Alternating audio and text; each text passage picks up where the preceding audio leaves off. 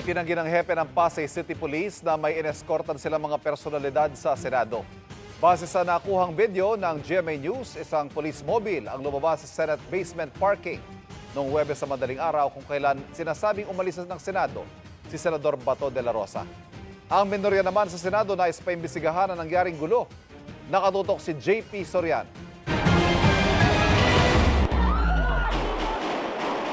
Kasunod ng putukan sa Senado noong Miyerkules, naghain si Senador Bam Aquino ng resolusyon para alamin ang punot dulo ng pangyayari, kung may hindi nasunod sa protokol at kung nagkaroon ba ng miscommunication.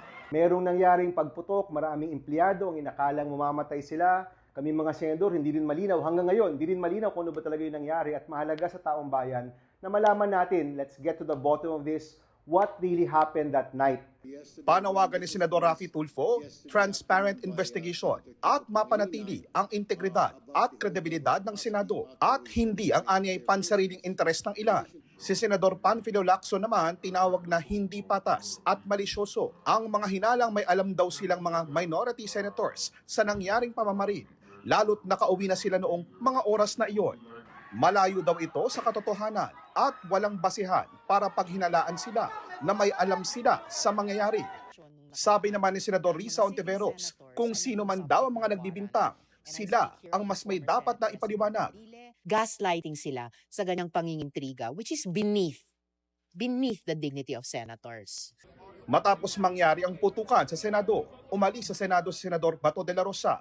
Batay sa official report na nakuha ng GMA News mula sa isang mapagkakatiwalaang source, bandang alas 2:30 ng madaling araw noong Huwebes, umalis sa Senado si de la Rosa, sakay ng SUV na minamaneho raw ni Senador Robin Padilla.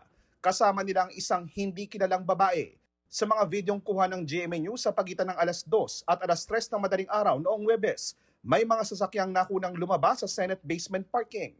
2:32 a.m. batay sa timestamp ng video, lumabas ang isang puting SUV. 2:35 a.m. nag-time out si Padilla, batay sa Senate logbook. Bandang 3:03 a.m. lumabas ang puting sasakyan ng pulis na may tatak na PNP. Sa isang pahayag kanina, kinumpirma ni Pasay Police Chief Police Colonel Joselito De Sesto na sakay siya ng puting police mobile. Pero mariin niyang itinanggi ang mga aligasyon sa social media na may ineskortan silang personalidad. Sabi ni Colonel De Sesto, ang paglabas nila sa gusali ng Senado ay bahagi ng kanilang police operations at dumiretso na raw sila pabalik sa Pasay City Police Station. Hindi anya bahagi ng anumang convoy ang police mobile.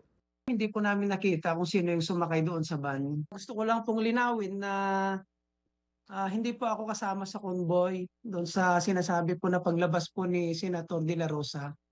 So wala pong katotohanan yun, yung nababalita na ako po yung naging escort. Okay. Nagkataon lang po na lumabas po kami kasunod po nung itim na van. Hanggang ngayon ay wala pang impormasyon kung nasaan si De La Rosa. Hindi pa rin tumutugon si Padilla sa aming mga tawag. JP Soriano, nakatutok 24 oras.